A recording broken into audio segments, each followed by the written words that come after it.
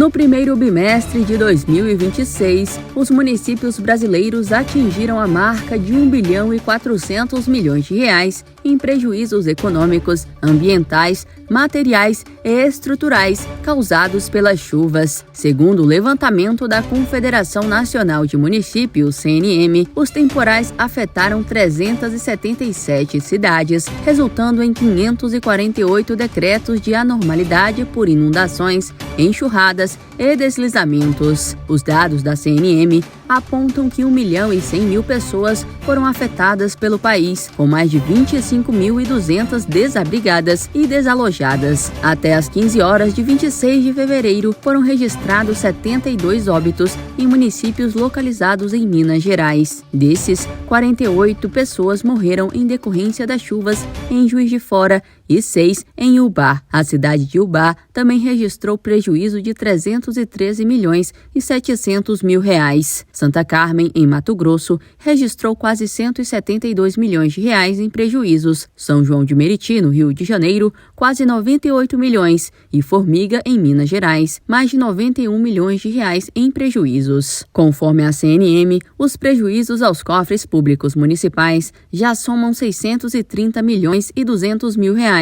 Só em relação às casas danificadas e ou destruídas, que somam 12.500, o impacto foi de quase 78 milhões. O setor privado, como agricultura, pecuária, indústria e comércio, teve um prejuízo de R$ 771.600.000. Segundo a Confederação, o levantamento tem como fonte uma plataforma do Ministério da Integração e do Desenvolvimento Regional do Brasil, com dados das defesas civis, estaduais e municipais. A Confederação reforça que, nas ocorrências de desastres, o gestor municipal deve acionar as defesas civis estaduais e da União para solicitar ações de socorro e assistência humanitária para a população atingida. Outra medida relevante é efetuar a decretação municipal e a avaliação dos danos e prejuízos. Com informações da agência CNM de Notícias, Bianca Mingotti.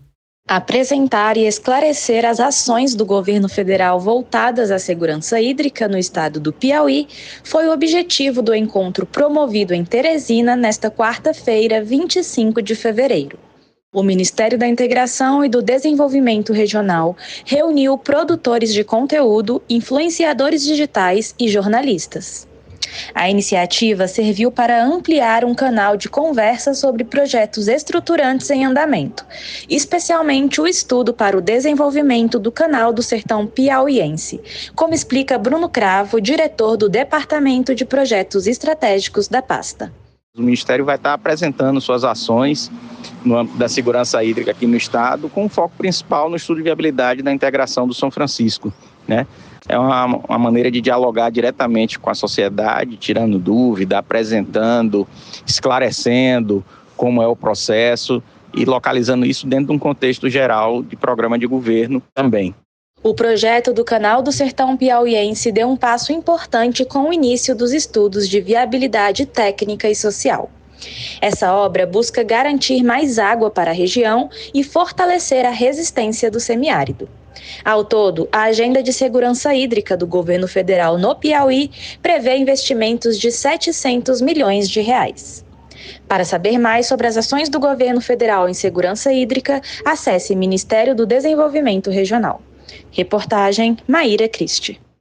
O Brasil registrou em 2025 mais de 21 mil novas unidades consumidoras que migraram para o mercado livre de energia. São Paulo lidera o ranking estadual com mais de 6 mil migrações, seguida pelo Paraná e Minas Gerais. Os dados constam em estudo divulgado pela Câmara de Comercialização de Energia Elétrica. Em relação às regiões, o destaque é para o Sudeste, que concentra quase 10 mil novas unidades. O Sul aparece em segundo lugar, seguido pelo Nordeste, Centro-Oeste e Norte. O mercado livre de energia é um ambiente competitivo de negociação de energia elétrica, no qual os consumidores e os fornecedores podem negociar livremente todas as condições comerciais, como preço, quantidade de energia, período de suprimento, pagamento, entre outros aspectos. Entre os setores econômicos, serviços e comércio são os que registraram o maior crescimento de adesões. Setores como alimentos, saneamento e manufaturados também contaram com aumento. Atualmente, o Brasil é o terceiro maior gerador de energia renovável do mundo, com 213 gigawatts instalados, atrás apenas da China e dos Estados Unidos. Contudo, cerca de 17% dessa energia é desperdiçada por falta de armazenamento e integração do sistema elétrico, sendo o Nordeste a região mais afetada, com mais de 70% da eletricidade proveniente de energia solar e eólica. Esses dados mostram a expansão do mercado livre de energia e os desafios para tornar o sistema elétrico mais eficiente. Reportagem Marquesan Araújo. Choperia e restaurante Chapa Quente. Mais que um lugar para comer, um espaço para viver bons momentos. Na praça de alimentação do Friburgo Shopping, de segunda a segunda, o sabor ganha destaque. Petiscos preparados com carinho, pratos à la carte feitos na hora, comida quilo com qualidade e o chopp sempre gelado. Entrega em domicílio e atendimento para empresas. WhatsApp 229 9820 5534. Chapa Quente. Tradição, sabor e convivência à mesa.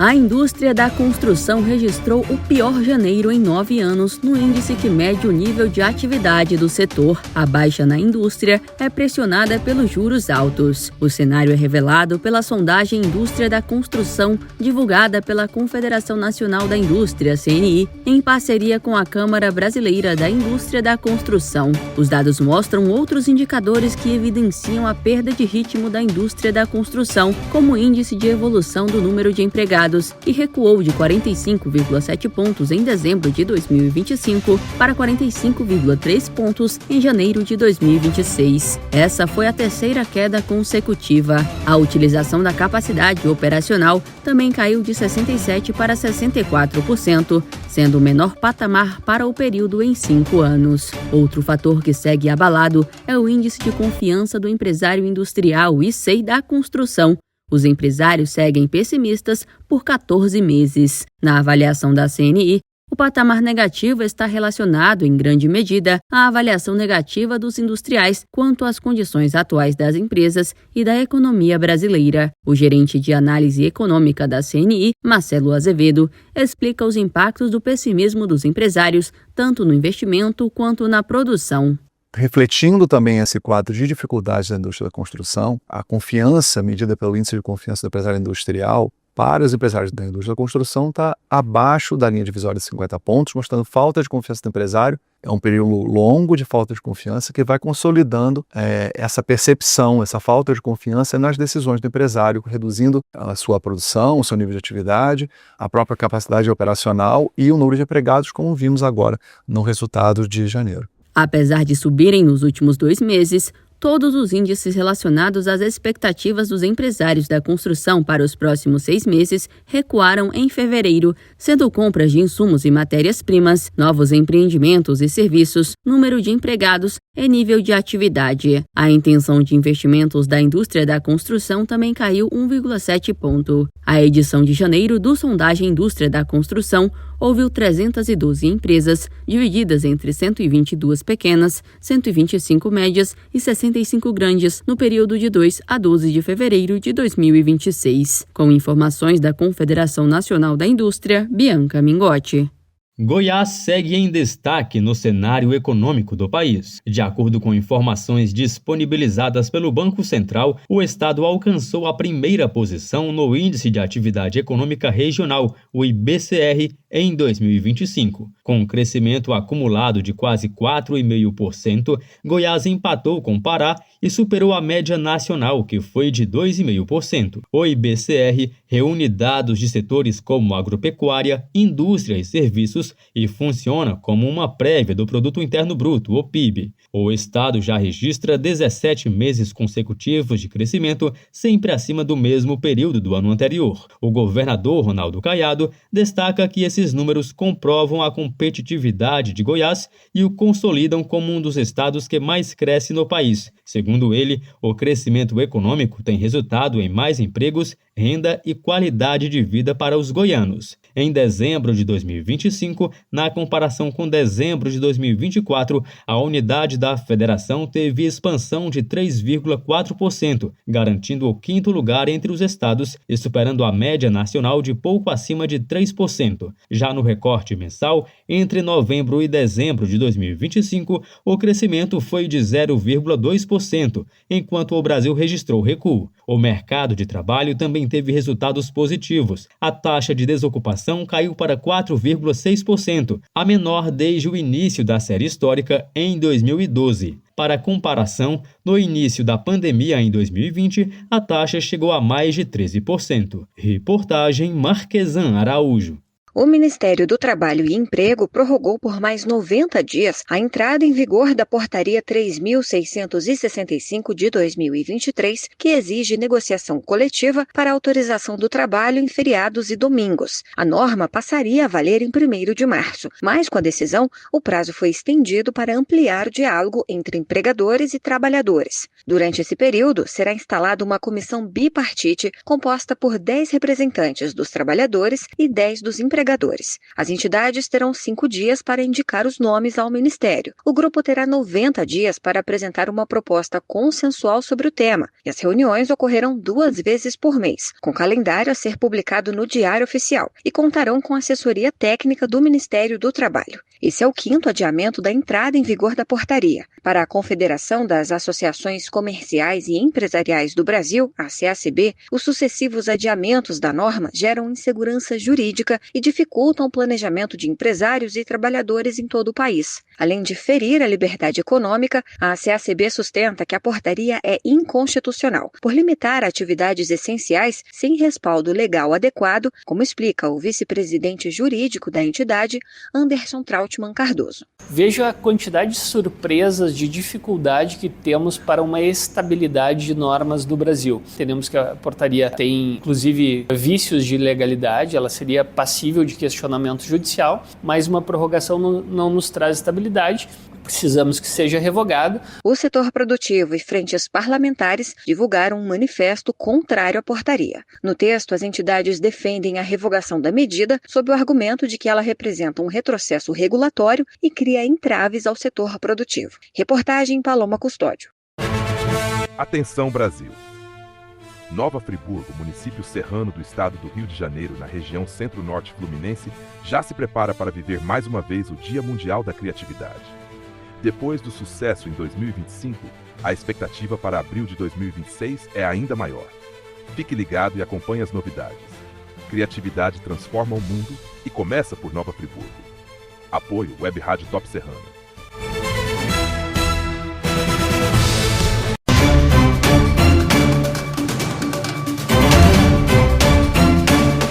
A Agência Nacional de Mineração, a ANM, distribuiu mais de 108 milhões de reais da compensação financeira pela exploração mineral, a CEFEM, a municípios brasileiros impactados pela atividade mineral. Os repasses foram feitos nos dias 25 e 26 de fevereiro e correspondem a 15% da arrecadação registrada em janeiro deste ano, de acordo com o que prevê a legislação. Do total distribuído, 90 milhões e 400 mil reais foram destinados a cidades afetadas diretamente por estruturas da mineração, como ferrovias, portos, dutovias, barragens e usinas de beneficiamento. Outros 18 milhões foram direcionados a municípios vizinhos às áreas produtoras, além dos estados e do Distrito Federal. Entre os municípios limítrofes que mais receberam recursos estão Belo Horizonte, Minas Gerais, com mais de 830 mil reais, Unai, no mesmo estado, com 520 mil, e Água Azul do Norte, no Pará, com cerca de 440 mil reais. Já entre os municípios diretamente afetados pela infraestrutura da mineração, o maior repasse foi para a Açailândia, no Maranhão, que recebeu cerca de 3 milhões e 900 mil reais. Em seguida aparece em São Luís, também no Maranhão, com aproximadamente 3 milhões, e Marabá, no Pará, com um pouco mais de 2 milhões e meio de reais. A maior parte dos recursos foi destinada a cidades cortadas por ferrovias usadas no transporte de minérios, que ficaram com pouco mais de 51% do total. Municípios impactados por estruturas de mineração receberam mais de 42%. Já operações portuárias responderam por cerca de 7% dos repasses, enquanto as lutovias representaram um pouco mais de 0,2%. O minério de ferro foi responsável por 78% do valor distribuído aos municípios afetados, reforçando a importância da substância para o setor mineral brasileiro. Reportagem Marquesan Araújo. A Polícia Rodoviária Federal, a PRF, apresentou, na segunda-feira, o balanço da Operação Rodovida 2025-26, cuja última fase foi a Operação Carnaval 2026. Pelo menos 130 pessoas morreram durante o feriado, enquanto o número de acidentes de trânsito graves aumentou em 8,54% em relação ao ano passado. A maioria das vítimas estava em automóveis e motocicletas. De acordo com a PRF, o Carnaval de 2026 foi o mais violento da década nas estradas brasileiras, mas a força não deu detalhes sobre qual ano detinha o título anteriormente. No feriado de 2025, a PRF contabilizou 85 mortes nas estradas. Segundo o balanço da Rodovida 2025-2026, 1.172 pessoas perderam suas vidas em rodovias federais durante os 66 dias de operação. Dentre as vítimas, 514, o que equivale a 43,93% do total, faleceram em decorrência de acidentes envolvendo veículos de carga, com 288 delas por colisão frontal. No total, o número de acidentes envolvendo veículos cargueiros durante o período foi de 3.149 casos, o que representa 23,81% de todos os sinistros nas rodovias. Iniciada em 18 de dezembro de 2025, a Rodovida visava trazer maior segurança nas rodovias de todo o Brasil durante os períodos festivos de maior movimentação nas estradas, o que incluiu as férias escolares e as operações Natal, Ano Novo e Carnaval. Durante esta edição da Rodovida, a PRF flagrou mais de 1,2 milhão de veículos em excesso de velocidade, mais de 58,7 mil ultrapassagens irregulares e mais de 11,1 mil motoristas foram autuados por embriaguez ao volante. Mais de 747 mil testes com o etilômetro foram realizados. Com dados da PRF e Agência Brasil, reportagem Henrique Fregonassi. Gestores municipais intensificam a pressão sobre o Congresso Nacional diante do avanço de projetos de lei que criam novas despesas para as prefeituras sem a indicação de fonte de custeio. Na última terça-feira, 24 de fevereiro, mais de 1.200 prefeitos e representantes municipais participaram de uma mobilização em Brasília contra as chamadas pautas-bomba. Segundo o estudo da Confederação Nacional de Municípios, a CNM, o impacto potencial dessas propostas pode alcançar 270 bilhões de reais, valor equivalente a quase toda a arrecadação anual do Fundo de Participação dos Municípios. Um dos principais pontos da mobilização é a medida provisória 1334 de 2026, que altera a fórmula de cálculo do piso salarial dos professores da educação básica. A proposta vincula o reajuste à inflação e à variação da receita do Fundo de Manutenção e Desenvolvimento da Educação Básica e de Valorização dos Profissionais da Educação, o Fundeb. Pela nova regra, o piso teria um reajuste de 5,4% em 2026, percentual superior à inflação estimada de 3,9%. Caso todos os entes federativos adotem a atualização, o impacto financeiro pode chegar a 6 bilhões e 400 milhões de reais este ano. O presidente da CNM, Paulo Zilkowski, afirma que a entidade não questiona a valorização dos profissionais da educação, mas critica a ausência de compensação financeira por parte da União. A CNM apresentou emendas ao texto do Executivo, endossadas pelos deputados Gilson Daniel, do Podemos do Espírito Santo, e Domingos Sávio, do PL de Minas Gerais. Os gestores municipais também contestam pautas que já foram aprovadas, entre elas a reforma do imposto de renda, que, segundo a CNM, deve gerar um impacto de 5 bilhões de reais aos municípios em 2026. Reportagem Paloma Custódio. Reúna os amigos e a família e vá ao Bona Pizza. O funcionamento é de segunda a segunda até às 10 da noite. Localizado na praça de alimentação do Friburgo Shopping, o Bona Pizza oferece pizzas doces e salgadas, lanches rápidos, sucos e refrigerantes. Bona Pizza do Shopping da Praça. Telefone com WhatsApp 2523 3025. 2523 3025.